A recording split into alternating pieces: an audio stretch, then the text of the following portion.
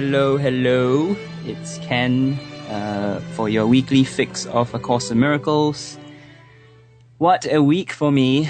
It's been a real busy week. I've been doing a lot of interviews on YouTube.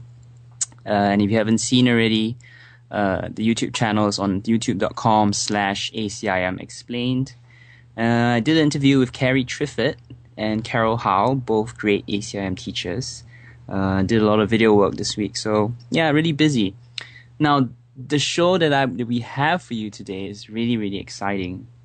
Before I introduce the theme and the guest and talk to you a little bit about, the theme, let's just like to start off the evening with a prayer. Well, it's not really a prayer, actually. I found this poem. It's a poem by Helen Schucman, and Helen obviously was the co-scribe or the scribe of the course. Now, the title of her poem is Arise With Me. Here we go. O you who came in winter and who left, among the lilies, stay with me and fill my eyes with glory, and my heart with love, that smiles forever on the world you saw, and that you loved as you would have me love. For with this vision I look on you, and recognize my Savior in all things I did not understand. Now is the world reborn in me because I share your love. Now in my healed and holy mind there dawns the memory of God. And now I rise to Him in all the loveliness I knew when I was first created one with you. And that was from Helen Schucman, and the title of that poem is Arise With Me. So tonight we are going to be talking about a big topic, which is dreams, lucid dreaming, out-of-body experiences, astral projection, and near-death experiences, and how it kind of relates to A Course in Miracles and the themes in ACIM. Now, just to put out a huge disclaimer before we go on the show, A Course in Miracles does not teach, astral projection. But in kind of my journey and Michael Murray's journey, and Michael is my guest tonight, we have both found that, this topics of dreams is actually a very useful tool, if you will, and the course obviously says that everything in the world is neutral. It depends on how you want to use it.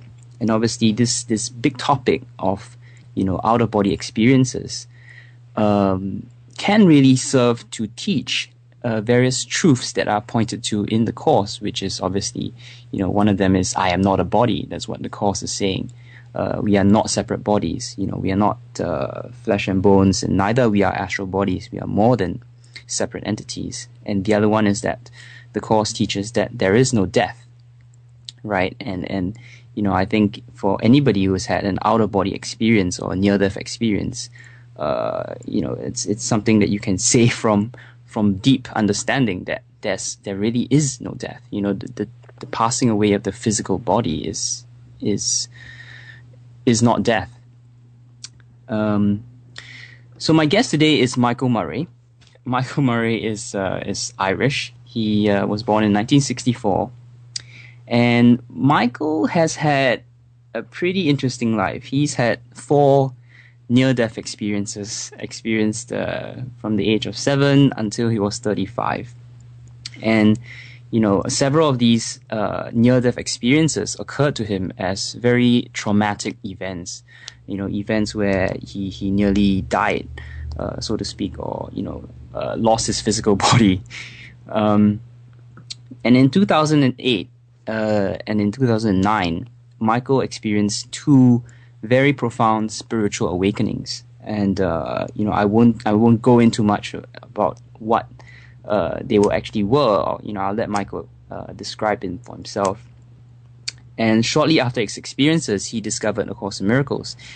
And he quickly, understood what ACIM was saying because of the depth of his previous experiences with just in terms of the near-death experiences that he had, the very profound truths that he experienced, and the levels of consciousness that he kind of saw and he experienced. So right now, Michael is an organizer for ACIM workshops in Ireland. He is in the process of getting a book out about his personal experiences published with a very major book publisher. And he's also the lead organizer for the Course in Miracles conference in April this year. So without further ado, I'd like to bring Michael on. Michael, good evening. Good evening, Ken. I'm delighted to be on your show. Thank you very much for the invitation. Yeah, thank you for being here. So, Michael, I'd just like to start off by talking about you and your 4 near-death experiences, and obviously that's something that affected you very profoundly. So, could you just tell us a little bit about what you experienced and what your life has been so far? Well, the first experience happened when I was 7. My grandmother gave me an aspirin tablet, and she didn't give me a glass of water with it. So the tablet lay in my stomach, and it burned a hole through the stomach wall into my spleen. Mm-hmm. So for 2 days, I was internally bleeding, and blood was going into my stomach. So I lost consciousness and was rushed to hospital. And after a 10-hour surgery, I was unconscious for a couple of days. But during that time, I experienced, and I thought at the time it was just a dream. It didn't really, I hadn't got too much awareness, or even of the body or outside of the body. It wasn't until a later experience that I remembered the first experience. The second experience happened when I was 17.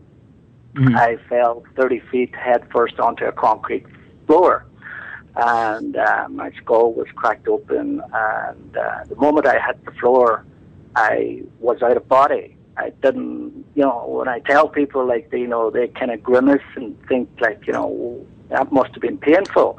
But to be honest, I didn't feel any pain. I was just straight out of body, and I was aware of my body being taken to the hospital and the ambulance. And somewhere in the hospital, I kind of left time and space into a dimension that was like a long corridor. And at the edge of the corridor, there was a circular door with light gleaming all around the edges. And I didn't consciously move towards it, but I was moving towards it. And as soon as I was moving towards it, I became very, very afraid. It was terrifying. So at that point, I kind of returned back, and the next thing I found myself in the hospital emergency ward, and I was looking down on this body, face down on a bed with nurses and doctors working, and seeing them working on the back of this guy's head. And I just realized then within an instant that it was me. And the moment I realized that it was me, I was back in the body. And at the instant of being back in the body, the pain was excruciating. Like, that was the first moment that I felt the pain. So it kind of happened automatically. I wasn't in control. I wasn't consciously guiding myself or anything like that, So the third experience happened while I was in holiday with a group of friends. It was in 1996. And I drowned in a swimming pool. And this experience was unlike anything I thought it would be.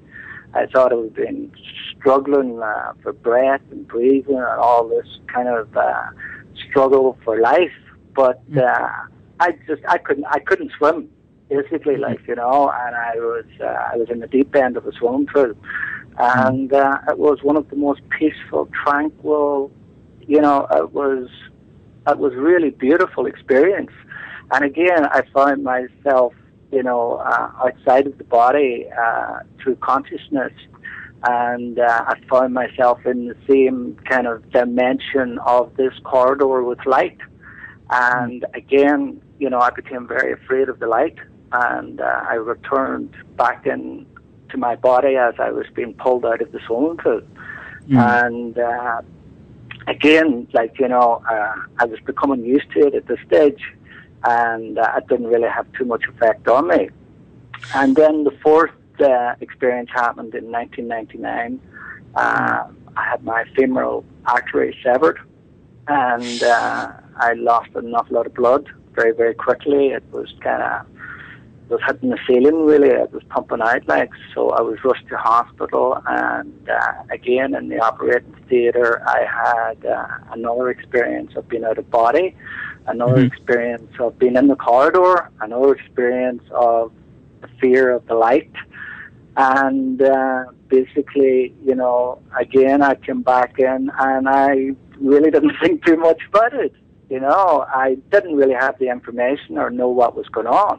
But throughout all of the experiences, you know, the one thought that always kept with me was that I was not a body. I knew I was more than a body.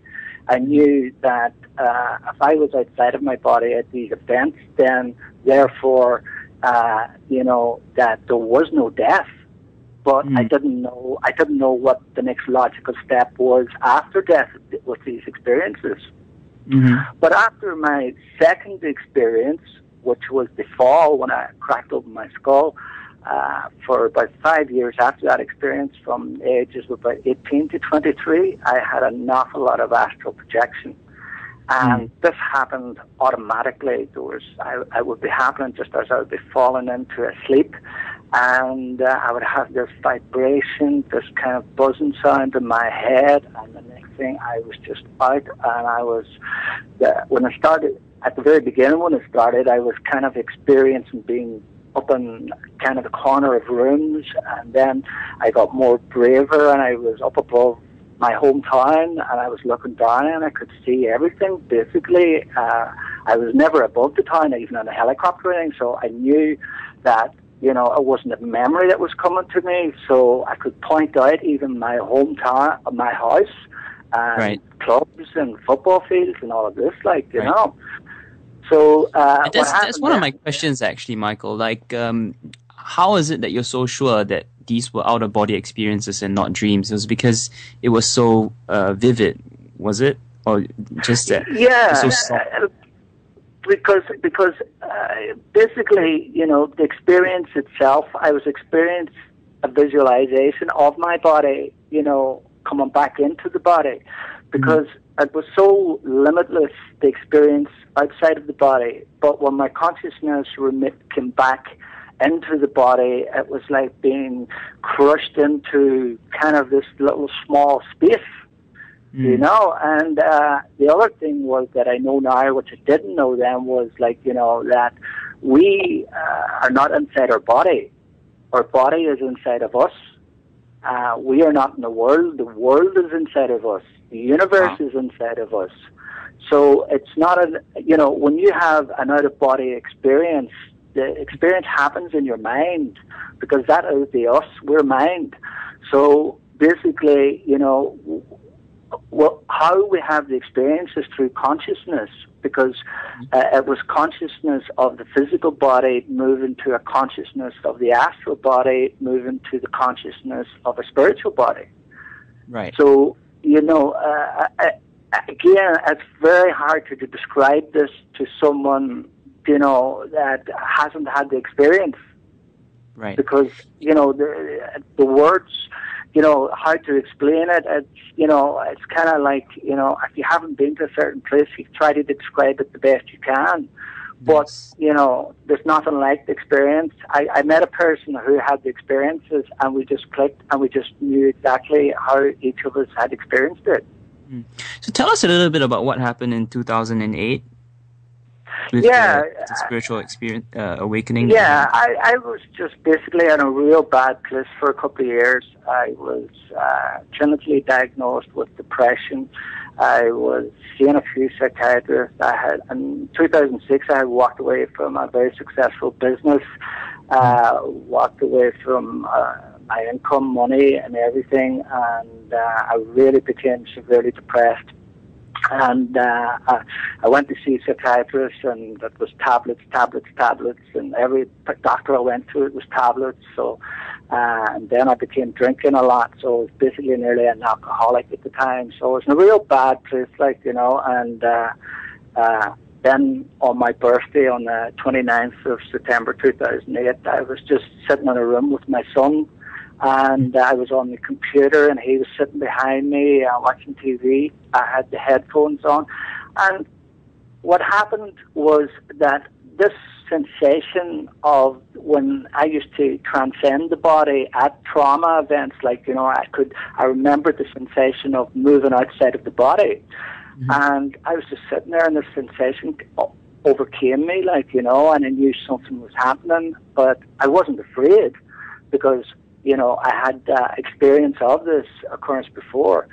And I was in the corridor again, right, without any trauma this time. But this time I wasn't afraid, and I walked, or when I say walked, I moved to the end of the corridor. And when I reached the door, I found that it wasn't really a door; it was just mist. You know, it was like a dark fog that was just there. So I moved through the fog and was into the most beautiful light that you could imagine. It wasn't like the normal light of a sun or anything like that. It was just light that I can find very hard to describe. But when I moved into the light, this experience just, you know, overcame me with in my mind and in my body. It was just the most unbelievable love, joy, happiness, peace. All of it rolled into one, and like I can't really find the words to describe it.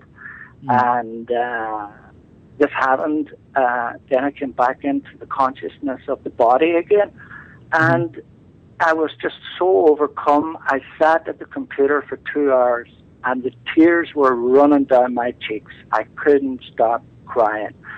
It was just an unbelievable experience of love.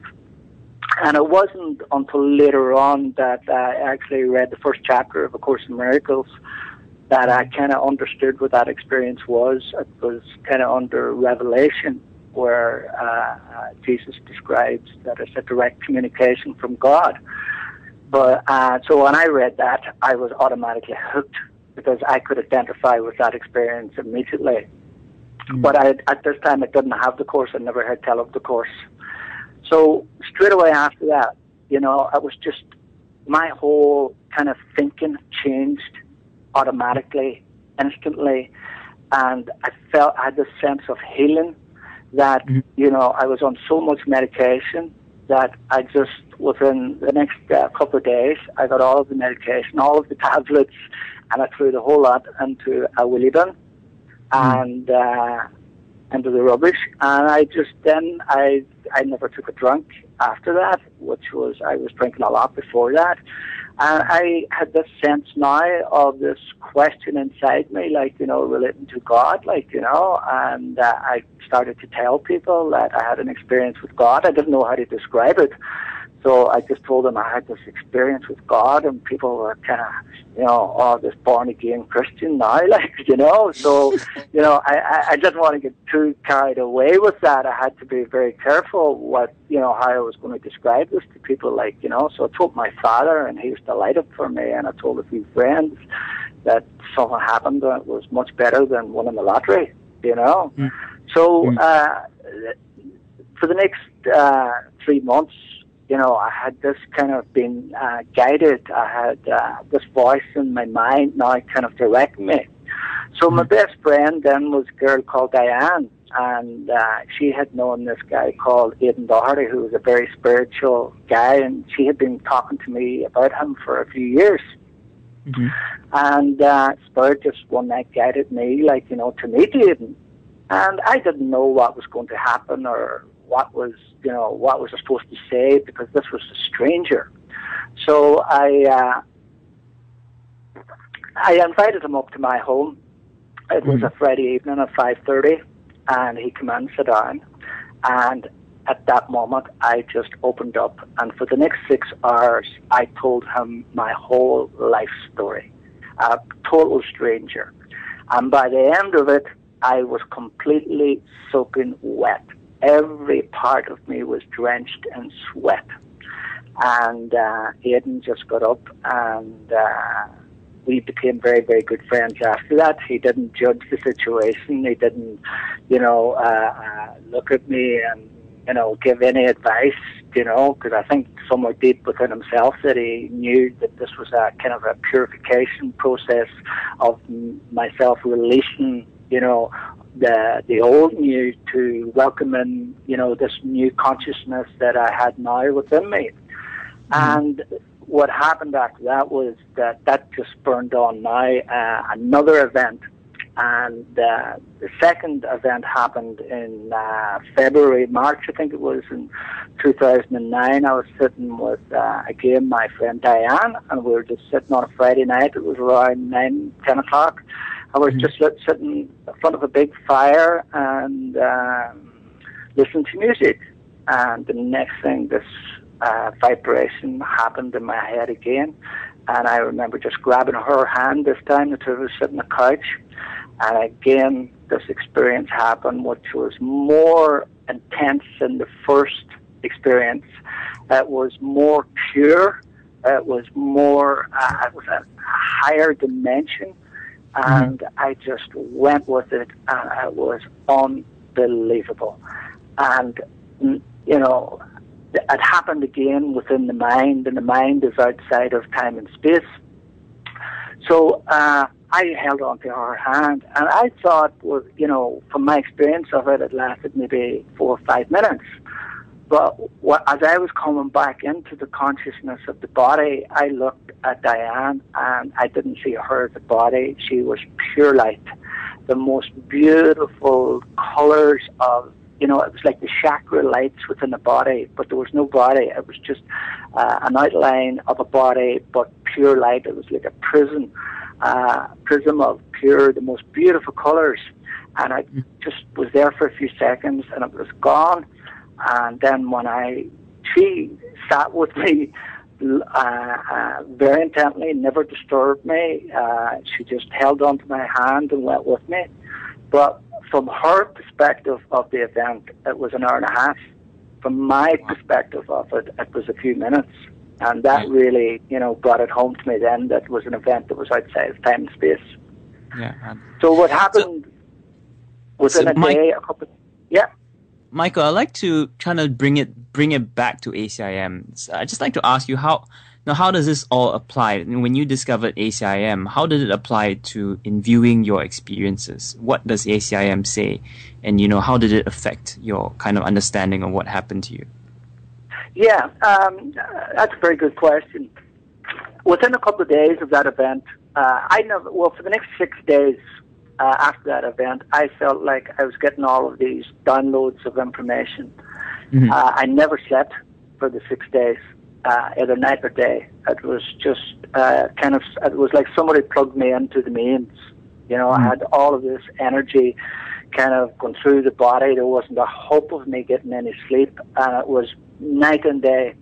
But somewhere deep within me, I knew all of this information, all of these downloads was coming in, but I couldn't make any sense of it. I had no idea what it meant, but somewhere deep, I remember talking to Aidan, my friend, about it, and I told Aidan, I says, this is going to be filtered through very slowly, but, as it happened.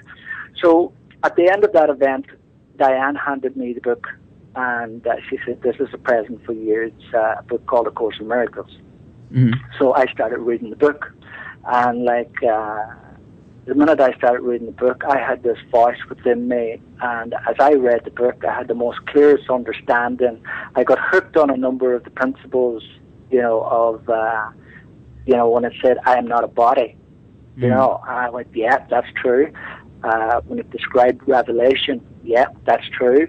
And when it described consciousness was the first split that came into the mind. I went, yeah, I know that. So basically there was a lot of the early stuff in the course, that I could identify with, because it's through consciousness that we experience the physical body. It's through consciousness we experience all of our experiences. And it was just basically, the more I read of the book, it brought clarity to a lot of my experiences. Michael, sorry, we're just going for a 5-minute break. Hold that thought. Yep. We'll be back with you after the break. Yep, okay.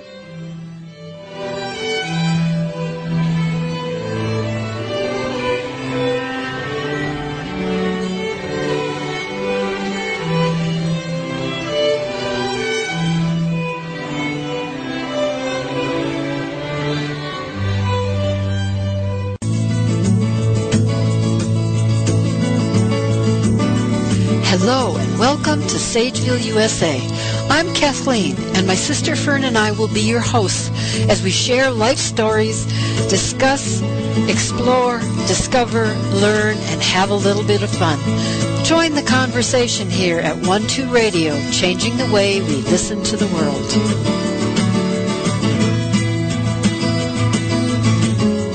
Monday nights at 6 p.m. on 1-2 Radio. He likes to speak, he is unique. Listen to his show. Hey! Out of Mo's mind, out of Mo's mind, out of Mo's mind, out of Mo's mind, out of Mo's mind. I promise, I'm only running this commercial through February. So I hope you'll join me on Monday nights at 6 p.m. on 1-2 Radio for Out of Mo's Mind, metaphysical discussion, readings, and you never know what else. 1-2 Radio, changing the way you listen to the world. Who is it? Hey, it's me, Rad. Oh, come on in. Where are you? I'm in the basement cleaning. It's about time I did some clearing. Susan, what do you have on your head? Oh, this is the mascot from my high school football team. We were the Badgers. Neat, huh? Honey, I don't think that's dead. Yikes! Fluffy, what are you doing here? Well, Rad, all this cleaning makes me realize the importance of letting go of the old to make way for the new. And this is the perfect time of year for that. Well, for sure. You know, it's all that releasing and renewing and rejuvenating. This is going to be a fantastic springtime theme on Susan Dentino Live every Wednesday at 5 p.m. Pacific. Release, renew, rejuvenate, spring into spring. In a land of myth and a time of magic. Oh, yes, Merlin's magic and ancient stones. What? No, not those kind of stones. I mean Stonehenge, Avebury, Glastonbury, Tintagel, Merlin's Cave. Come and find out more about being on the Merlin's Magic and Ancient Stones tour with Val Camosi and me, Erica Longden, starting Friday the 3rd of February at 10. Feel connected, where the paranormal comes to life on Voices from the Other Side with Melissa Fry, where guests join her in human and spirit form to enlighten and entertain you. Tune in and find out just who these unexpected guests are. Every Wednesday, 6 p.m. Pacific, 9 p.m. Eastern, only on 1-2 Radio, changing the way we listen to the world. This is Kenneth Bach, and you're listening to A Course in Miracles Explained on 1-2 Radio, changing the way we listen to the world.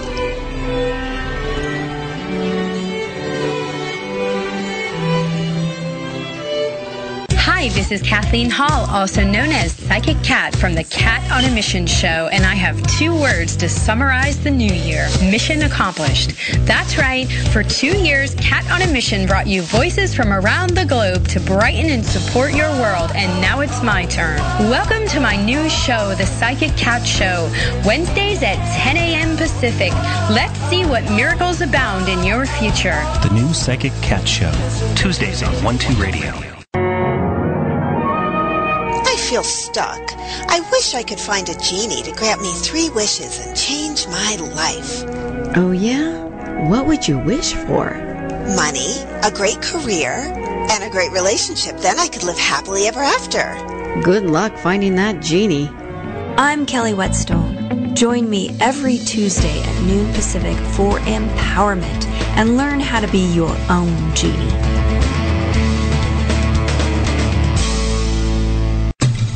In between what you see and what you hear. Mystical illusions. In between what you think and what you know. Mystical minds. In between what you feel and what is real. Mystical truths. And in between time and space, you'll find mystical moments. Tune in every Tuesday for Mystical Moments with Gerald Larson at 6 p.m. Pacific, only on 1-2 Radio, changing the way we listen to the world.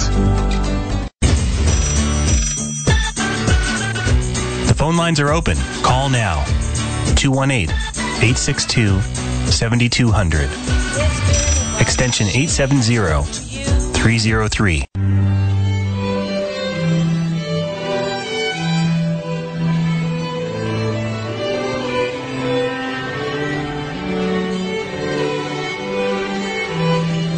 Hello, and we're back. Back with this riveting story with Michael Murray. So Michael, we were talking about how, all that you've experienced with, the near-death experiences that you've had and the very intense spiritual awakenings that you had. And we're talking about how it comes back and brings back to kind of the core truths that are kind of presented in A Course in Miracles. And, one of them is there is no death. Right. So could you tell us a little bit about, how that line is illustrated for you? Yeah.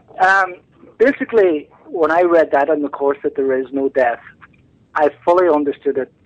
And not only that, through my experiences, and especially my experience from my awakening, I kind of seen the path of the journey that death takes us. And when we lay the body aside, we move into what's called an astral body, which is a carrier that takes us back to our spiritual body. And the journey through that is basically got to do with the state of your mind. So the Course is always talking about, to be at peace within your mind. So if you're at peace, at the time that you lay your body aside, it's a very, very beautiful, tranquil experience. And what happens is you will move back into the spiritual body. And one of the first things that will happen when you move back into the spiritual body is that you'll have what is called a life review. And in that life review, you will see your whole life being played out. And how you treat people, you'll feel their emotions.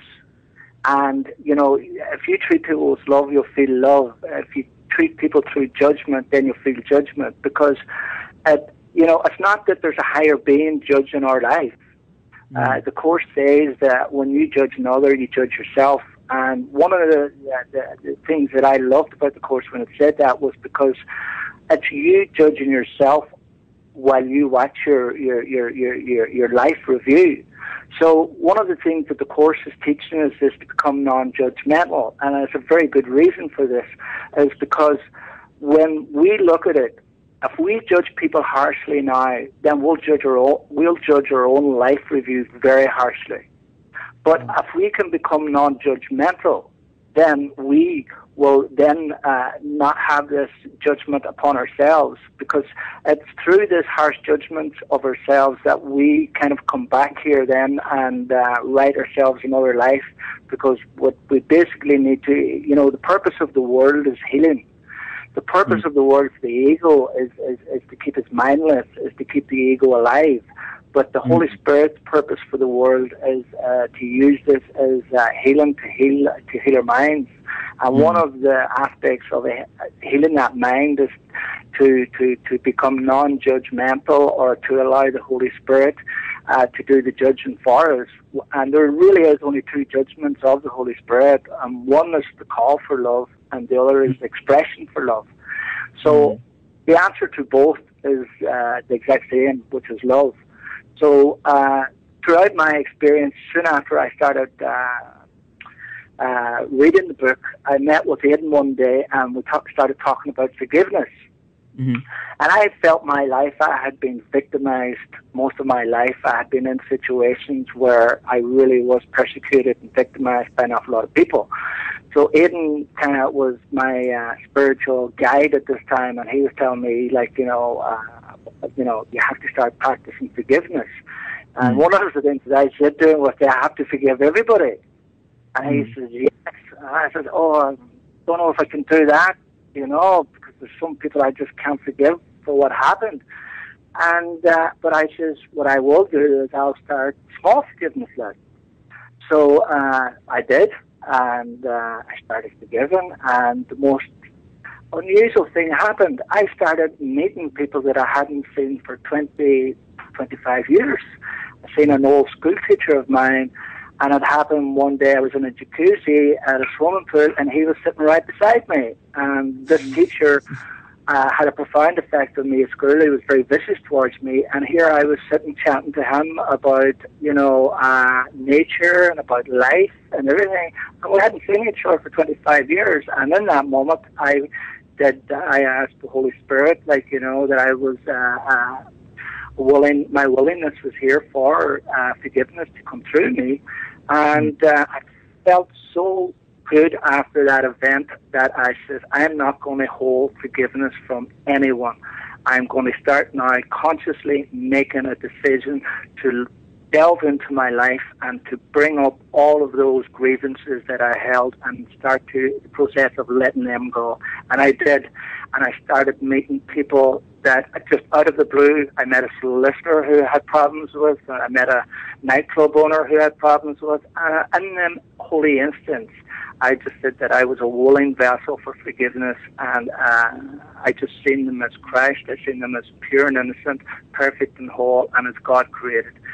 And that shifted me into a fast-forward, I would say, mode where the more that I forgive, the more peace came into my mind, and the more love came into my mind, and the more unbelievable non-judgment started to flow into my mind. I just basically seen after that every call for love, every attack was a call for love, and that basically really catapulted me into, a really beautiful place.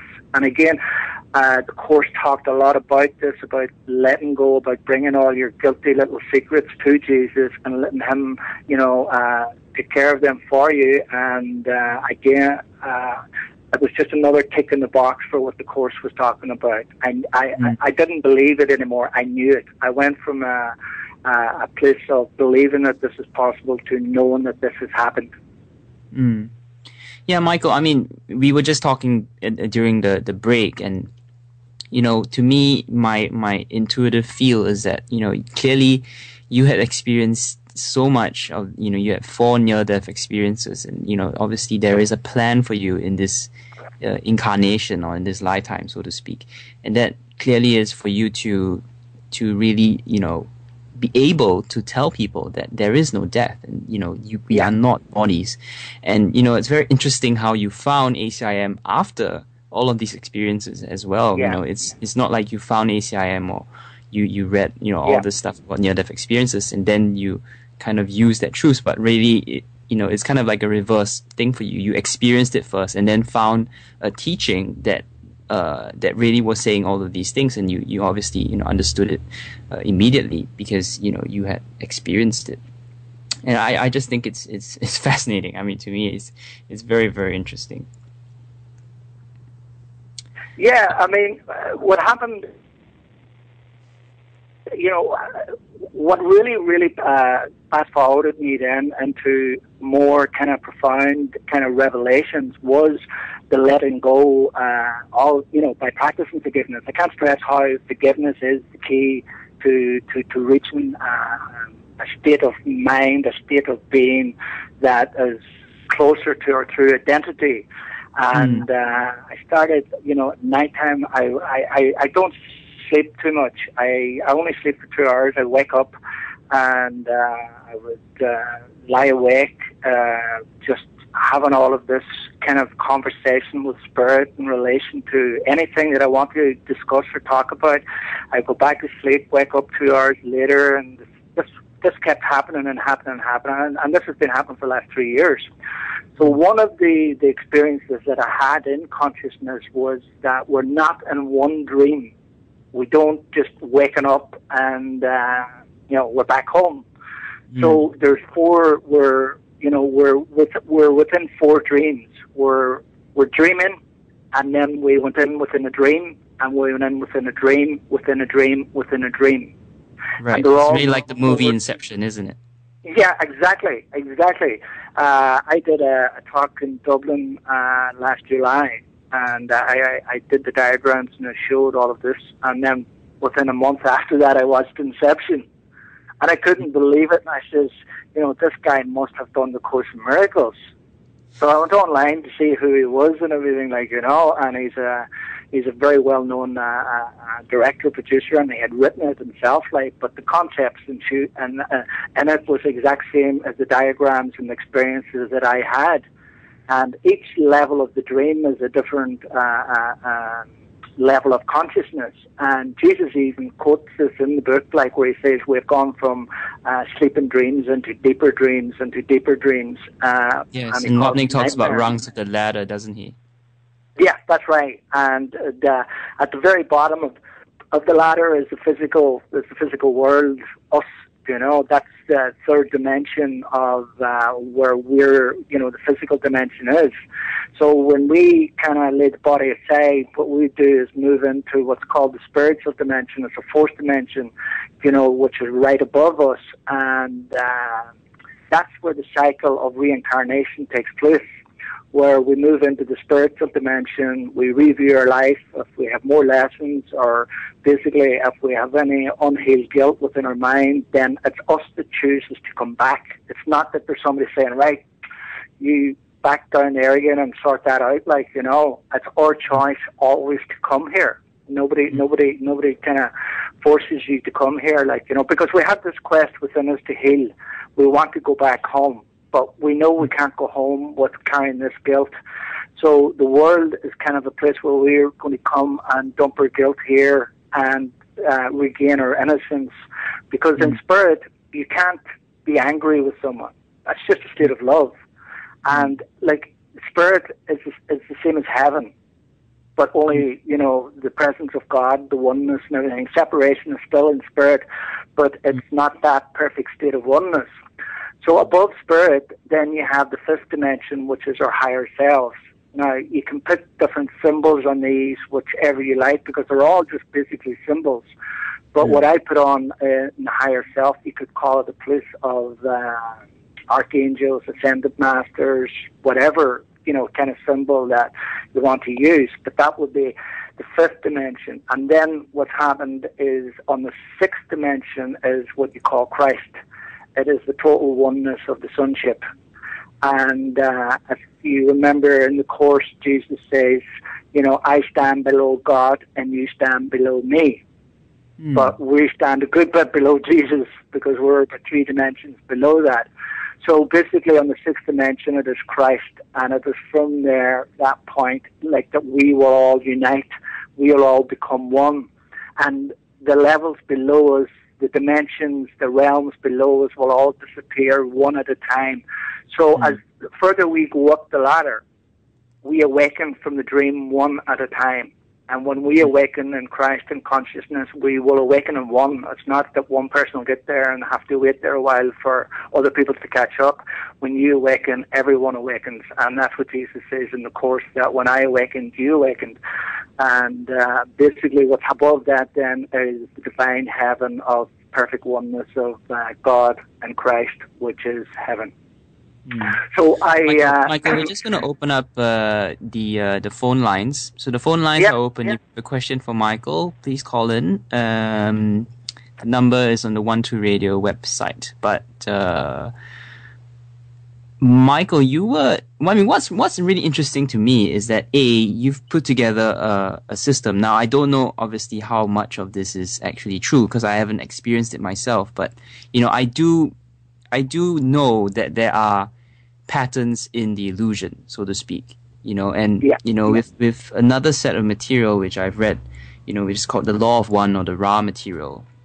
Again, patterns in the illusion. What the Course is saying about non-duality, that there's only God and the dream is certainly true. But in the dream, there are a lot of things that go on. There are, as you said, there is the physical plane, there is the astral plane, and then there are different densities. And from my experiences as well with my spirit guides and with other things, I do know that there are certain patterns in illusion, and one of them is obviously the chakra system, which is a huge other topic, which we probably won't cover today. But I really appreciate that you are covering an area which not a lot of people seem to know, and you have obviously experienced it by yourself. And the other thing I wanted to mention was this thing that you're saying about reincarnation.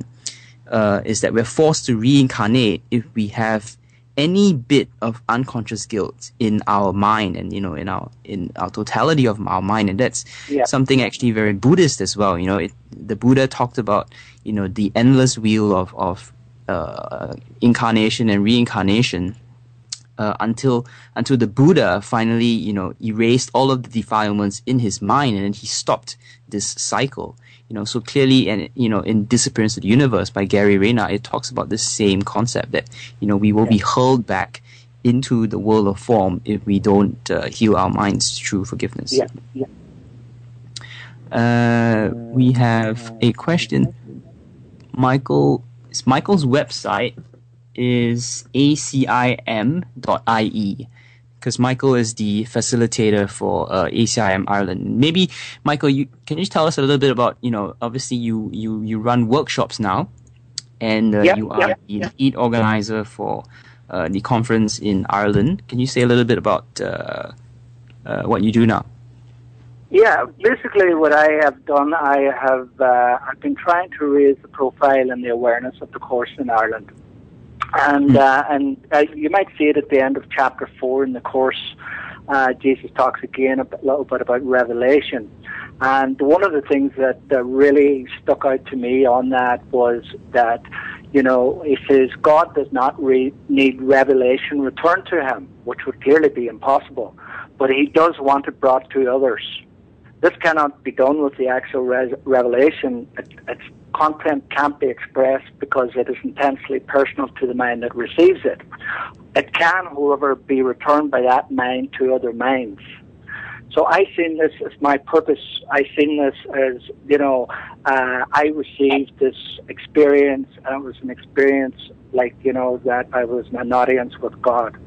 It was so holy, so pure, so loving, and I seen that I received this experience for a particular reason, and it was to share it with the other peoples. And the best way I can think of doing that is to share the experience by raising the profile of the Course in Miracles itself. So there was no formal website or any formal kind of, of the course in Ireland. There was nothing to unite, all of the students, because since I set up the website, what I did find is there was an awful lot of people, closet Course in Miracles. They were afraid to come out and say that they were actually doing the course. They were really, terrified of coming out in case what people would think of them. But since the website has come out, since I built the website, I have a section on it for groups in Ireland. And now nearly every couple of weeks there's a new group popping up, and there's people starting to come out and be more confident.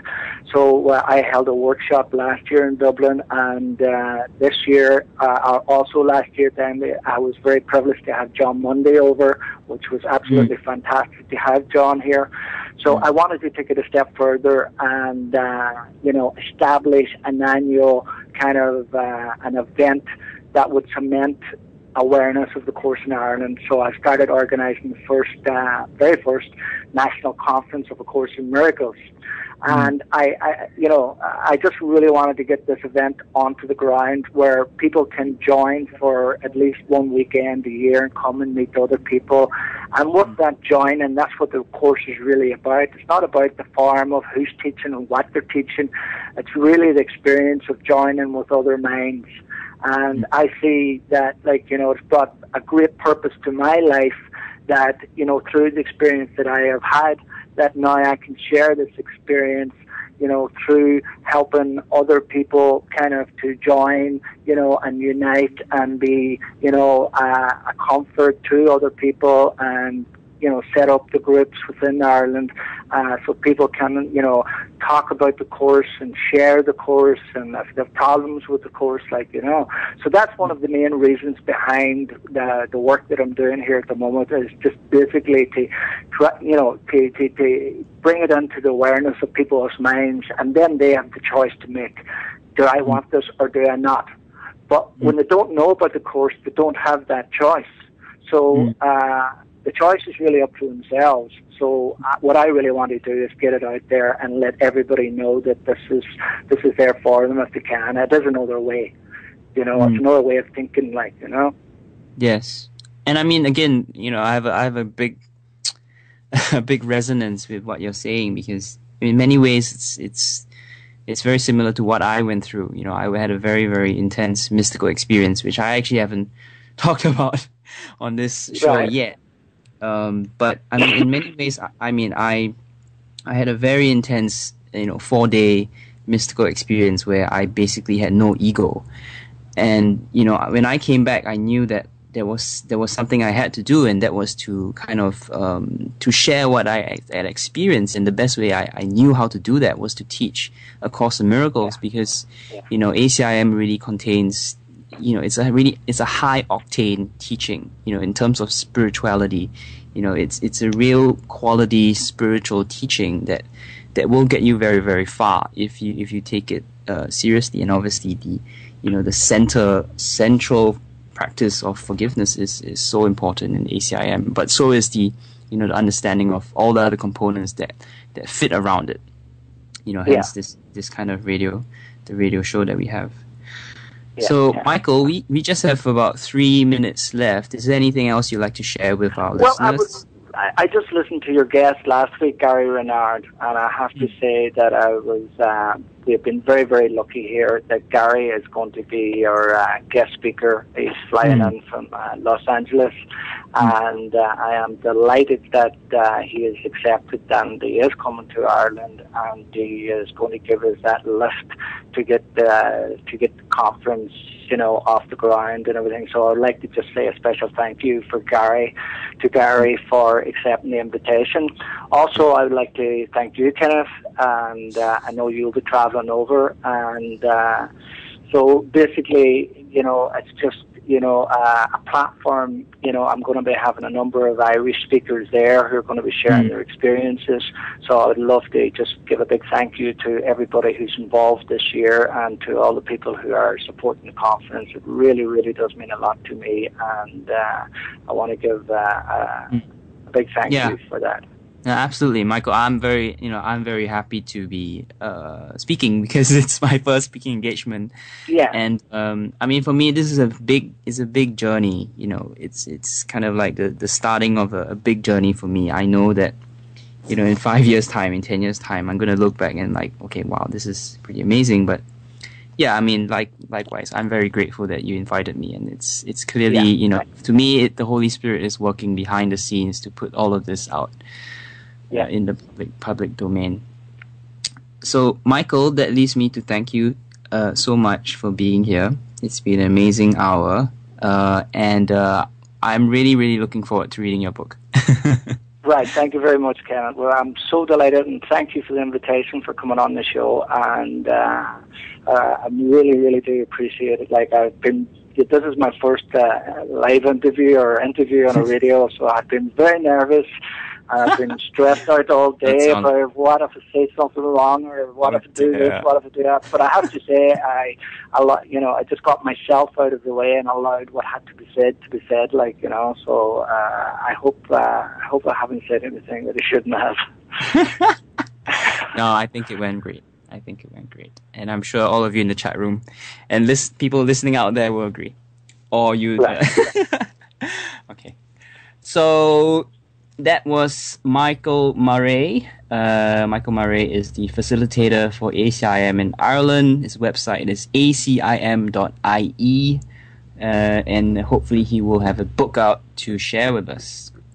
So next week we have John Mundy, and John Mundy is obviously a friend of Michael. Michael mentioned John, and John is a very well-known ACIM personality. in the community, and I'm going to be talking to him about mysticism, A Course in Miracles and mysticism, and what is the mystical, what is a mystical experience, and some of John's experiences, because John writes a lot about mysticism. So I hope you enjoyed the show. Good night, and I will talk to you guys next week. Bye.